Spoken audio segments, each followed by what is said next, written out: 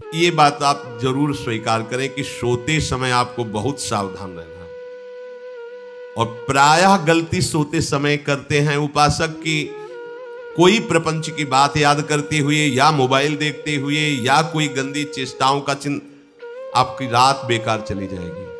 अगर गंदी चेष्टा हो गई तो सुबह भी बेकार हो जाएगी, दिन भी बेकार हो जाएगा, निरुत्साहित हो जाओगे। सोते समय आपको समय नहीं देना व्यर्थ चिंतन का। उसी समय विषय चिंतन होता है, उसी समय विषय भोग की आकांक्षा जागृत होती, उसी समय विषय देखने की इच्छा होती। मोबाइल है तो जिस समय आप अपनी शैया पर जाएं स्विच ऑफ कर दें। उसमें मैसेज घंटी आने का कोई भी रास्ता मत रखें। मान लीजिए आप उपासक हैं भगवत प्राप्ति के, 30-35 वर्ष ये नहीं था तो सब मर नहीं गए थे। और बोले इमरजेंसी, जब इसकी 30-35 वर्ष से पहले इसकी कोई रचना नहीं थी, मुझे लगता है, क्योंकि 30-35 वर्ष में ही इसका विस्तार देखा है। नहीं तो कभी किसी के पास मोबाइल नहीं। कोई बड़े अधिकारी तो इतना बड़ा वो, इतना बड़ा वाला वो ऐसे रखते थे, नहीं तो मोबाइल तो हमें लगता है 30-35 वर्ष। तो फिर इमरजेंसी कैसे चलती थी? कैसे चलती थी इमरजेंसी? और आप ब्रह्मा हो क्या कि इमरजेंसी संभाल लोगे? स्विच ऑफ करो। जो सब इमरजेंसी संभालने के लिए तैयार रात दिन न सोता है, वो हर समय जागृत रहता है, वो हमारा आराध्य देव है। स्विच ऑफ करो, चिंतन लगाओ श्री जी का। ये जो रात्रि के शयन के समय मोबाइल में इधर उधर दृश्य देखने हैं, अपने सर्वनाश का बीज बोना है। मान लो, हमारी प्रार्थना मान लो। ये उस समय मन आपको परेशान करेगा जब कमरे की सिटकिनी अंदर से बंद होगी। सबसे प्रार्थना है रात्रि के शयन के समय।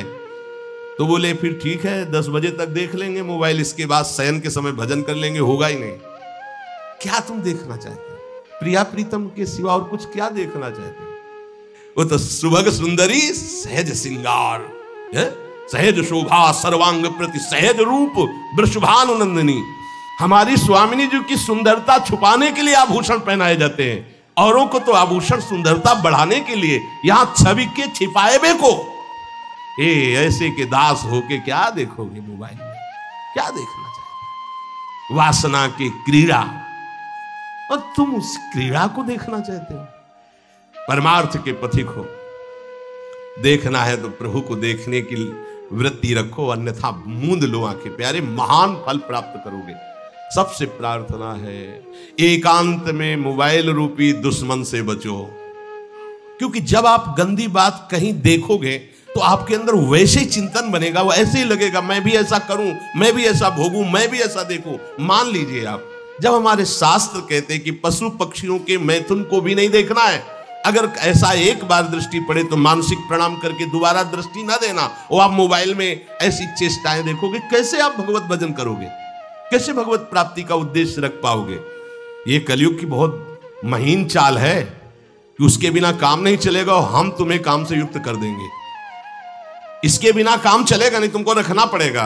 और जब तुम इसे रखोगे तो हम काम अपना कर लेंगे। कलयुग ने कहा हम अपनी व्यवस्था बना लेंगे। यहां कह रहे जब आप नींद में जा रहे हैं तो बिल्कुल मानो मृत्यु शैया पे जा रहे हैं। आपको उस समय नाम जप में बहुत ध्यान देना है, कहीं मन बहक ना जाए। तो क्या होगा, 5-6 घंटे जो आप लेटोगे ना, वो भी भजन हो जाएगा। हमारा जो सततम योमाम स्मरति नित्यशा है ना, ये पूरा हो जाएगा। नहीं, उस समय हम सो जाएंगे तो हमारा 6 घंटे का भी योग हो गया, 6 घंटे भजन रुक जाएगा। और ये 100% पक्की बात अनुभव की कहते हैं। यदि सोते हुए भजन करोगे तो जगते, कई बार तो पकड़ा है कि अगर आधे पद में बेशुद्ध हो गए तो वो पद पूरा जगते ही शुरू हो गया है।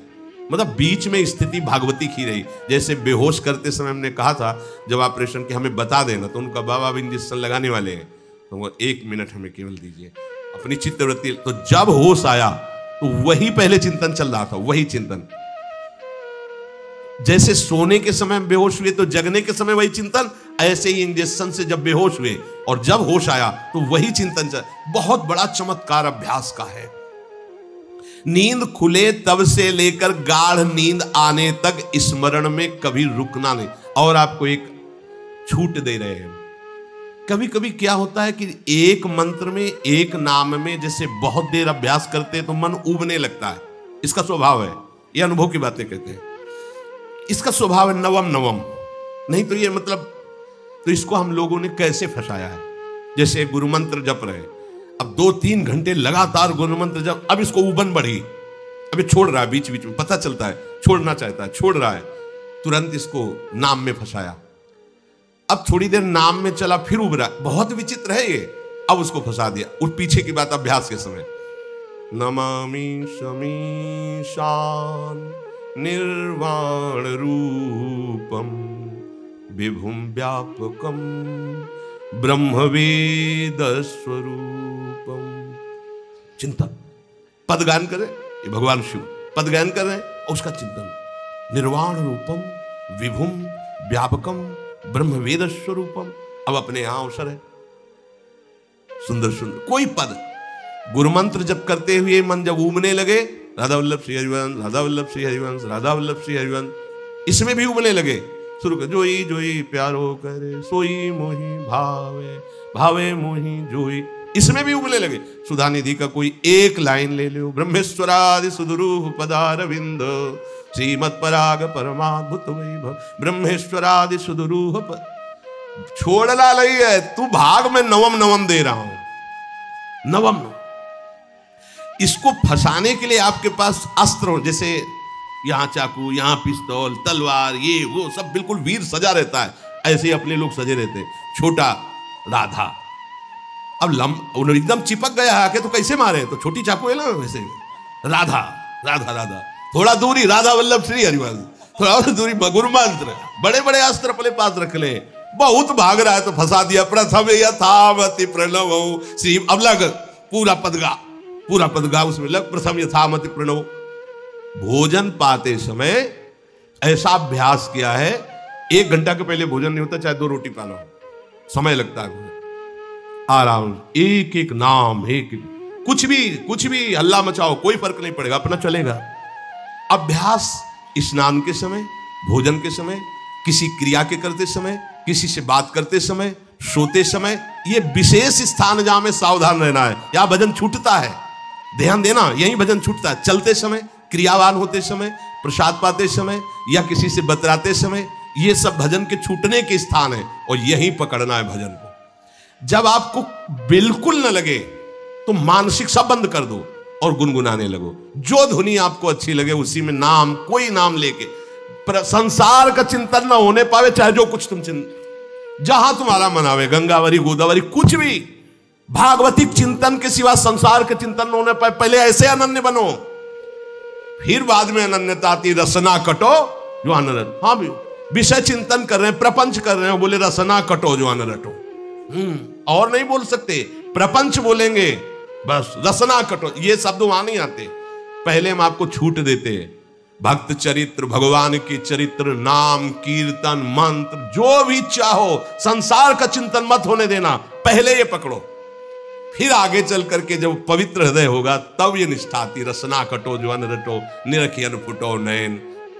मान लो संसार का चिंतन नहीं करने देना है इसको, आप जैसे बने वैसे करो भागवतिक चिंतन, कोई नाम ले लो, कोई मंत्र ले लो, तुम्हें जो प्रिय लगे, हम छूट देते हैं।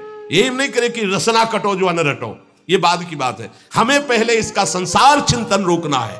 कैसे छूटेगा, कैसे छूटेगा, हमें ये पकड़ना है, नहीं तो निष्ठा की बात। जो हरि नाम जगत त्रिशिरोमणि वंश बिना कबहू, हरिवंश बोलेंगे नहीं, हरि बोलना नहीं है, हरि बोलना नहीं, क्योंकि जो हरिनाम जगत शिरोमणि वंश बिना, हरिवंश बोलना नहीं है क्योंकि प्रपंच में रति है। तो क्या करो, जो तुम्हें प्रिय लगे पहले उसे पकड़ो। ये हम अंदर की बात करें, प्रवचन की बात नहीं कह रहे, मन को फंसाना है हमें।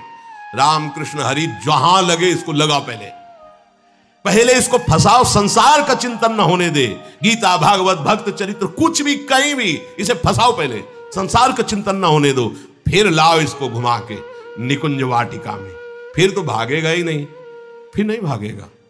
अब सीधे निकुंज वाटिका में किसी महाभाग्यशाली गुरु आश्रित का लगेगा, अन्यथा बहुत प्रपंची मन है, आप आश्रय इधर का लोगे, प्रपंच का चिंतन करोगे, बात बनेगी। चिंतन छोड़ना है हमें, जैसे बने तैसे संसार का चिंतन छूट जाए तो हम विजय को प्राप्त होंगे। ध्यान दीजिए, इस परमात्म तत्व को वही प्राप्त कर पाता है जिसका राग बीत गया है, खत्म हो गया है, वैराग्यवान।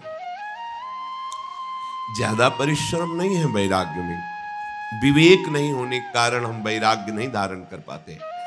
हम बाहरी बातों को वैराग्य ले लेते हैं, ऐसा कपड़ा बदल लेना या कपड़ा ना पहनना या लौकी का कमंडल, मिट्टी का पात्र, तो हम अपने को वैरागी। बात यहां नहीं रुकेगी। वैराग्य का इतना ही मतलब नहीं, ये भी एक बाह्य अंग है वैराग्य का, पर वैराग्य का सच्चा स्वरूप है वीतरागा। कहीं कुछ भी अच्छा नहीं लग रहा, कोई भी सुख आकर्षित नहीं कर रहा, लोक लोकांतर की प्रतिष्ठा, मान, सुख, ऐश्वर्य, व्यक्ति, कुछ अच्छा नहीं, राग खत्म हो गया। ऐसा उस अक्षर ब्रह्म को, अविनाशी तत्व को जान पाता है। जगते भयो फिरे बैरागी, जैसी हरिवंश प्रपंच बंच सब ये काल ब्याल को खायो। हालत यह है कि जैसे सांप ने मेढक को पकड़ रखा और मेढक सामने पतिंगा को, कीड़े को पकड़ना चाहता है, उसे यह पता नहीं कि मैं खुद किसी का कवल बन चुका हूं, वो एक झटके में मुझे अपने पेट में ले जाएगा। ऐसे ही हम सब हैं, काल के द्वारा ग्रसित है। काल ने हमें पकड़ रखा है, पर हम भोग भोगना चाहते हैं, हम नाना प्रकार की मान प्रतिष्ठा पाना चाहिए। ये पता नहीं एक झटके में हमारा अस्तित्व ही खत्म हो जाएगा। जिनके अंतःकरण में किसी भी व्यक्ति, वस्तु, स्थान, पद, प्रतिष्ठा का राग ही नहीं रह गया है, उसे कहते हैं वैराग्यवान। वीतरागाः, राग ही नहीं है। जिनका अंतःकरण निष्पाप निर्मल हो चुका है, जिनके हृदय में केवल भगवत प्राप्ति की उत्कट लालसा जागृत हो गई है, ऐसा साधन संपन्न उपासक परमात्म तत्व में प्रवेश पाता है। अध्यात्म मार्ग की ऊंचाई पर वो स्थित हो जाता है। यदि छंतु ब्रह्मचर्यम चरंती, जिनकी इच्छा एकमात्र भगवत प्राप्ति की है, यदि छंतो, उनको क्या करना होगा? ब्रह्मचर्यम चरंती, ब्रह्मचर्य का पालन करना होगा। प्रत्येक इंद्रियों का निर्विषय हो जाना वास्तविक ब्रह्मचर्य है। केवल जनेंद्रिय से ही ब्रह्मचर्य को नहीं लेते। हमारी प्रत्येक इंद्रिय भोगों से रहित होकर भगवत अनुराग में, नेत्र प्रभु को देखना चाहते हैं, त्वगेंद्रिय प्रभु को स्पर्श करना चाहती है, घ्राणेंद्रिय प्रभु के श्री अंग की गंध पाना चाहती है, श्रवणेंद्रिय प्रभु के वचन सुनना चाहती है। एक एक इंद्रिय अपने प्रभु में लग गई, अंतर्मुख हो गई, बाहर विषयों का त्याग हो गया। इसे ब्रह्मचर्य कहते हैं। पर प्रारंभिक ब्रह्मचर्य में जनेंद्रिय का ब्रह्मचर्य अत्यंत आवश्यक है। यदि जनेंद्रिय जन्य व्यभिचार दोष से युक्त है तो कदापि उसे भगवत प्राप्ति नहीं हो सकती। शुभ गति व्यभिचारी शुभ गति चाहे, असंभव। और भगवत मार्ग में सबसे बड़ा दुश्मन यही व्यभिचार दोष है, काम। इसी से हमारा हृदय मलिन होता रहता है, अंधा बटे और बड़ा चबाए वाली दशा रहती है। हमें 50 वर्ष हो गए, अरे 50 जन्म हो जाए, तुम व्यभिचार करो, गंदी बातें करो, गंदे चिंतन करो, तो समय व्यतीत करें। अनंत जन्म व्यतीत हो गए, भगवत प्राप्ति हुई क्या? 50 वर्ष से भगवत प्राप्ति हो जाएगी क्या? 5 मिनट काफी है भगवत प्राप्ति में। एक बार नाम काफी है, वो स्थिति तो लाओ। बार बार बहिर्मुख वृत्तियों के द्वारा विषयों में सुख बुद्धि कर लेने से हमारा सारा का सारा अध्यात्म चिंतन बदलता रहता है, इसलिए लाभ नहीं मिल पाता, एक रस चिंतन नहीं रह पाता। बार बार विक्षेपी विषय करते रहते हो, हम सहते रहते हैं और भोगते रहते हैं। एक बार तो हिम्मत करके उठो, अब लो नशानी अब ना नशई हो, एक बार तो दृढ़ बनो। बस मन के अनुकूल चलने की बात को तुम्हें रोकना होगा, तभी तुम्हारे अंदर यदि क्षमतो, ऐसी इच्छा जागृत होगी। पक्का पक्का ऐसा ही है। जब हम किसी विषय के वेग को सहते हैं, विषय नहीं भोगते हैं, तो मन बहुत जलाता है। उस जलन में फिर एक ही बात होती है, बस भगवत प्राप्ति हो जाए, झंझट खत्म हो जाए। कब तक हम इसमें चलेंगे? एक बार भगवत, वो जलन हमको भगवत प्राप्ति की इच्छा प्रकट करती है। अपने लोग क्या करते हैं? जलन को मिटाने की कोशिश करने लगते हैं, तो भगवत प्राप्ति की इच्छा क्या, भोग प्राप्ति की तृष्णा जागृत हो जाती है। भोगे हुए भोगों को बार बार भोगने की इच्छा का नाम तृष्णा है। बाहर और भीतर से कोई सहयोगी नहीं, जल रहा है उपासक, तब रास्ता निकलता है भगवत प्राप्ति का, तब इच्छा प्रकट होती। अब नहीं, बहुत जल लिया, अब तो केवल प्रियाजू के समीप जाना है, अब तो प्रभु के सानिध्य में रहना है, नहीं इन भोगों की जलन में जलना है। यहां तक पहुंचने के लिए जलना होगा, तभी लिखा सहित सहित बाढ़े भगति तास्तिति क्षस्व भारत, क्योंकि आगमा पाइनो अनित्यास, ये नाशवान काम क्रोधादि तुम्हें प्रेरित करेंगे, तुम इनके वेगों को सह जाओ, ये स्थायी नहीं है। आगमा पाइनो है, आने जाने वाले हैं, और ये सहन करने से नष्ट होते हैं, भोगने से बढ़ते हैं। यदि क्षंतो, अगर भगवत प्राप्ति की इच्छा है तो ब्रह्मचर्यम चरंती, ब्रह्मचर्य का पालन करना ही होगा, इसमें कोई गुंजाइश नहीं, क्योंकि आप चल ही नहीं सकते। ध्यान से सुन लो, ये मनोरंजन का मार्ग नहीं है, इसमें मन ही मार तनहारिक वृंदावन में गाज, इसमें मन मारना होगा। प्रायः ये मन को दुलार करने वाले लोग कभी भाग्य से सत्संग में भी आ जाते हैं, कभी श्री विग्रह के दर्शन करने भी मंदिर पहुंच जाते हैं, कभी तीर्थ याटन भी करते हैं, पर इनका कोई लक्ष्य नहीं होता। हाँ, सुन लिया सत्संग, बढ़िया है, लक्ष्य नहीं होता। यहां लक्ष्य वालों की बात हो रही है। यदि क्षंतो, यदि तुम्हारी ऐसी इच्छा जागृत हो रही किसी जन्म में भगवत प्राप्ति करनी, तो ब्रह्मचर्यम चरंती, आप सच्ची मानिए, जिसके निकालने में तुमको सुख की अनुभूति हो रही, उसको रोकने में कितनी सुख की अनुभूति होगी। उन्मत्त हो जाओगे, बहुत जल्दी आपके सारे के सारे करण भगवदाकार होने लगेंगे यदि आप ब्रह्मचर्य का पालन करेंगे। शरीर स्वस्थ, हल्का, मन प्रसन्न, नींद आदि पर विजय, कितने गुण ही गुण। और ब्रह्मचर्यहीन आलस्य, प्रमाद, भोगों का चिंतन, मन का डिप्रेशन में पहुंचना, कमर में दर्द, टांगों में दर्द, सर में दर्द, घबराहट होना, बिना किसी कारण के मन भयभीत हो रहा है, भोजन अपच हो रहा है, बिना किसी प्रक्रिया के वीर नाश हो रहा है, बिना किसी प्रक्रिया के। काहे को मृत्यु स्वयं स्वीकार कर रहे हो, ये मृत्यु है। चाहे भगवान दत्तात्रेय जी बोल रहे हैं या भगवान कपिल देव जी बोल रहे हो, जब उपासक को संबोधन करते हैं भगवत प्राप्ति के लिए, तो कहते हैं कि इस भोग वृत्ति को साक्षात मृत्यु रूप देखो, ये मृत्यु है तुम्हारी। जब शरीर राग त्यागना है तो तुम शरीर से भोग भोगोगे, तो आसक्ति शरीर की पुष्ट होगी, आसक्ति भोग सुख की पुष्ट होगी, है नहीं। कितने दिन शरीर रहेगा, कितने दिन भोग रहेंगे। विचारवान बनो, ब्रह्मचर्यम चरंती, ब्रह्मचर्य का पालन करो।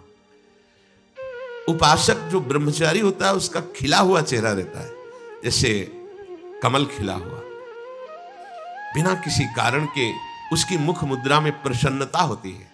जो ब्रह्मचर्यहीन होता है बुझा हुआ चेहरा होता है, तेजहीन, बिना किसी कारण के वो शोकग्रस्त लगता है। बैठा है, आपको लग रहा है शांत है, लेकिन आप चेहरे को देखो, वो एक शोकग्रस्त है, कुम्हलाया हुआ चेहरा, अशांत चेहरा, मुख प्रसन्न, तन तेज विराजा।